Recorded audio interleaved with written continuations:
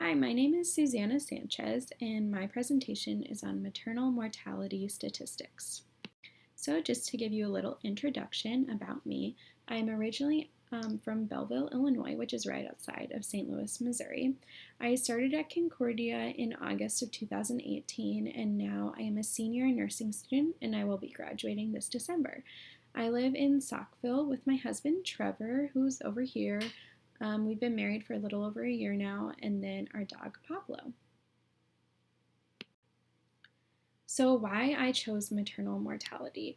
When I graduate this December, I am planning to work as a labor and delivery nurse, and then eventually I hope to continue my education and become a certified nurse midwife.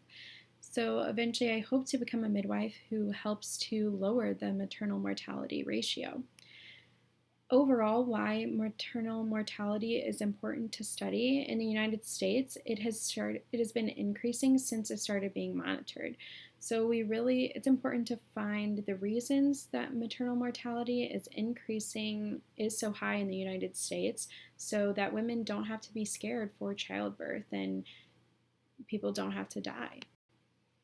So just to give you a definition, the CDC defines a pregnancy-related death as a death of a woman while pregnant or within 1 year of the end of pregnancy from any cause related to or aggravated by the pregnancy. So in the United States, this is just keeping track of the maternal mortality ratio. So in 1987, which is when it started being monitored, it was at 7.2. And since then, it's been on a pretty steady upward trend to 2017, which was the last year, at 17.3. So why has it been consistently going up? Why is the United States so high? We can look at the United States compared to other countries. These are other countries which they're high-earning countries which are comparable to the United States. And you can see their maternal mortality ratios are way lower than the United States. So why is the United States so high? One article mentioned the different type of healthcare providers present and the number of healthcare providers present per 1,000 live births. So you can see in the United States, other than Canada, we are way lower than other countries who have lower maternal mortality ratios than us, with only 15 healthcare providers being present per 1,000 live births. And also, our midwife ratio is way lower, with only 4 out of 15 healthcare providers being midwives. In other countries, you can see a majority of their healthcare providers present during births are midwives, and that midwives are greatly integrated into their healthcare. So looking at this and looking at their maternal mortality ratios in those countries compared to the United States, we can set a goal to have more midwives integrated in the United States healthcare system. So another way to break down pregnancy-related mortality is by looking at race and ethnicity. You can see there is a large racial disparity. Non-Hispanic Black women have a mortality ratio of 41.7 versus non-Hispanic white 13.4 or Hispanic or Latino 11.6. So what are those possible explanations for racial disparities? It could be access to care and or quality of care, prevalence of chronic diseases, structural racism, or implicit bias. So it's really important to be aware of these racial disparities so we can hopefully put an end to them.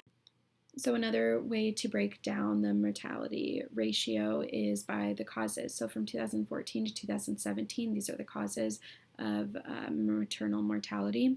You can see other cardiovascular complications, infection or sepsis, cardiomyopathy, hemorrhage, clots, strokes, hypertension, amniotic fluid embolism, anesthesia complications, or other medical conditions. And according to the CDC, an increasing number of pregnant women in the United States have chronic health conditions such as hypertension, diabetes, and chronic heart disease, which are all risk factors for strokes, bleeding, infection, thrombosis.